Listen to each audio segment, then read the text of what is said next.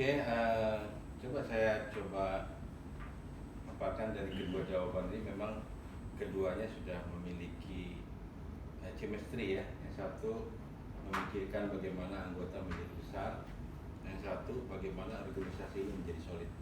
Ya, ini yang dibutuhkan di dalam organisasi. Kemudian pertanyaan kedua buat paslon satu ini, apa yang kalian ketahui tentang perangkat organisasi? Tentunya Anda di dalam memimpin organisasi punya perangkatnya. Apa yang Anda ketahui perangkatnya organisasi itu apa?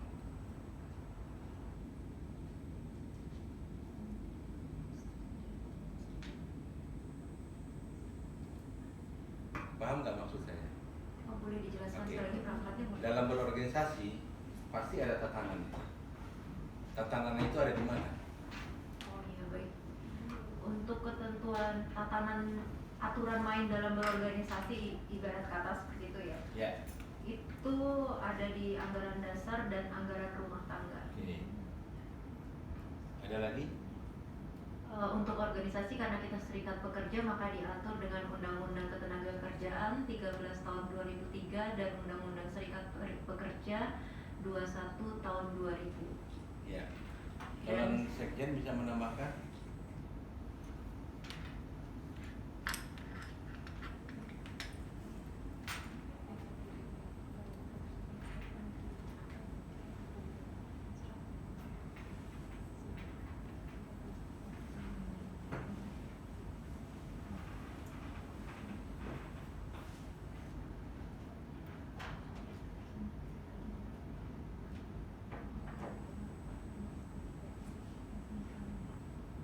Tentang PKB, dan kita harus duduk bersama untuk ikut merundingkan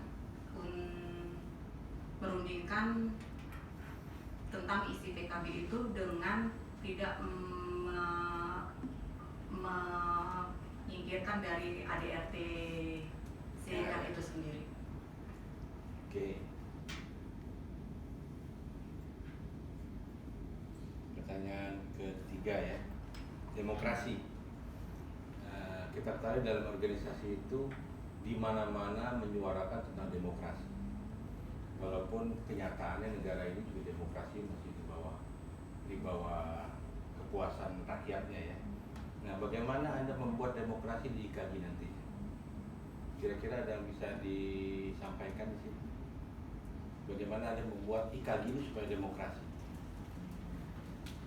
Yang kita ketahui arti demokrasi itu sendiri adalah kebebasan berpendapat, Ya. yang memang itu ditanamkan di negara kita, Republik Indonesia.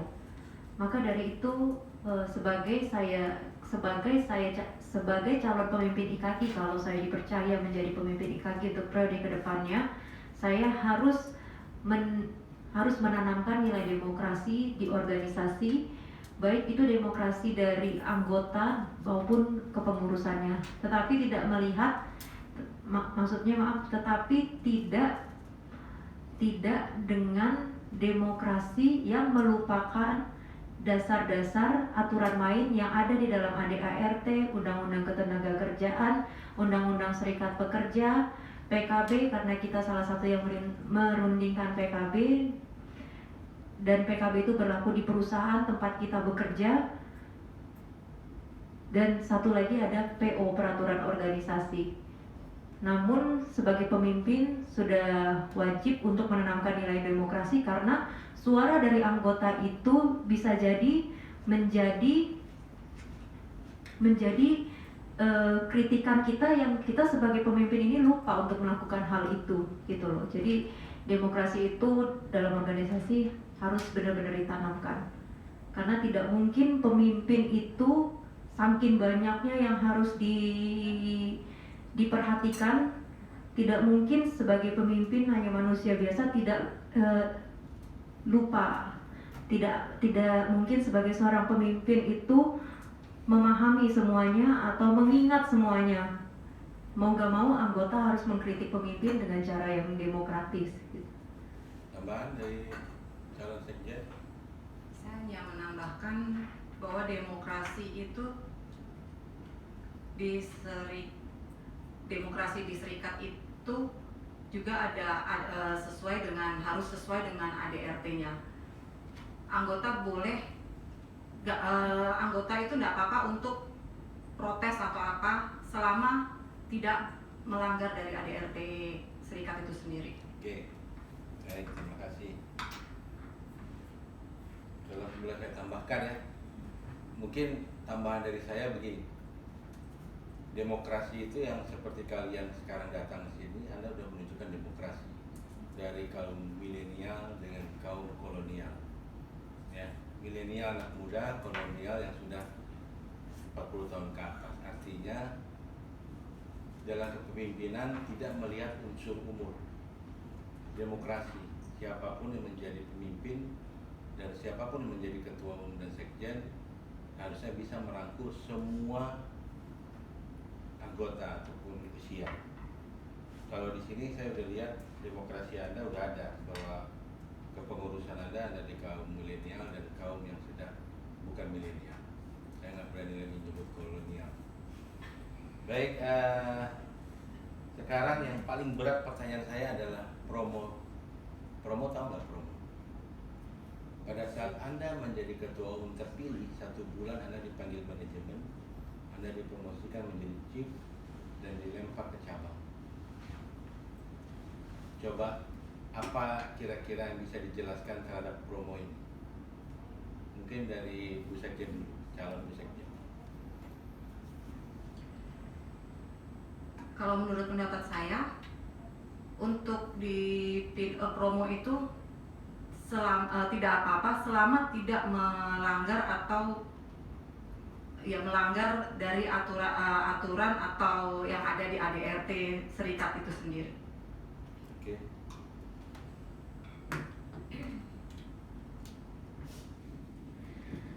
Menurut saya, hal-hal promosi jabatan yang diberikan kepada pengurus inti serikat pekerja ini adalah hal yang sering terjadi dilakukan oleh manajemen kepada beberapa serikat pekerja.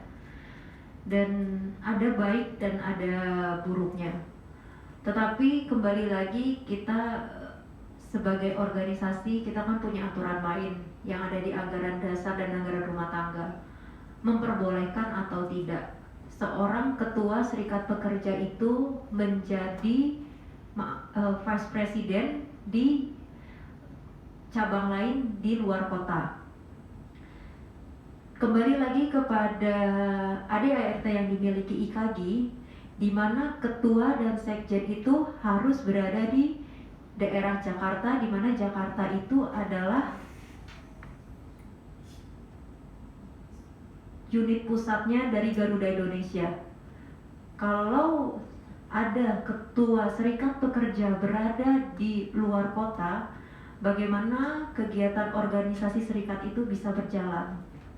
Apakah sudah pasti memang di ADART kita dan di ADART IKAGI itu ada, saya lupa di pasal berapa, ada yang menyatakan bahwa ketua serikat pekerja dapat berhenti jika sakit, meninggal dunia,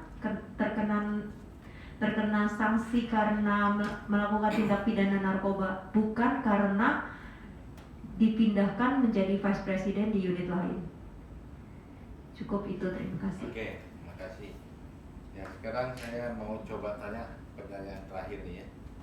Persepsi kalian bahwa menjadi pengurus itu adalah, kata orang, jadi pengurus SP itu orang gila.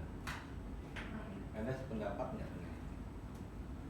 Jadi pengurus SP itu jadi orang gila. Anda sependapat nggak dengan itu?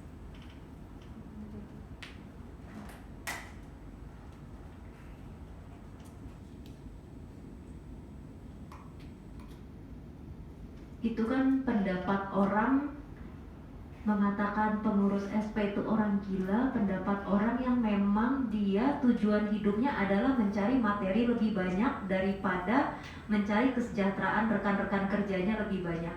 Oke, bisa calon Itu menurut pandangan mereka. Tapi kalau menurut pandangan pengurus SP yang mungkin kesejahteraan anggota lebih baik, karena kalau anggota sejahtera, saya yang termasuk bagian dari anggota organisasi saya itu, pasti saya juga akan sejahtera itu. Oke, calon Bu Sekjen. Kalau menurut saya memang harus gila. Ya. Oke, terima kasih. saya kasih saran bahwa pendapat orang itu ribuan, otak orang ribuan, yang menyukai Anda segelintir, mungkin bahkan yang tidak menyukai Anda juga lebih banyak. Bagaimana Anda mengakumulasikan itu sehingga kamu tetap mental kamu itu terjaga bahwa yang penting saya berjuang untuk orang banyak, bukan untuk saya sendiri. Ya. Nah, masalah yang tadi saya bilang promo, manajemen tuh punya sikap bahwa mempromosikan orang itu kalau kita anggap itu promo singkir. Anda dipromokan ke cabang untuk menyingkirkan Anda supaya organisasi Anda down. Pada saat organisasi itu down, organisasi akhirnya konsennya kemana?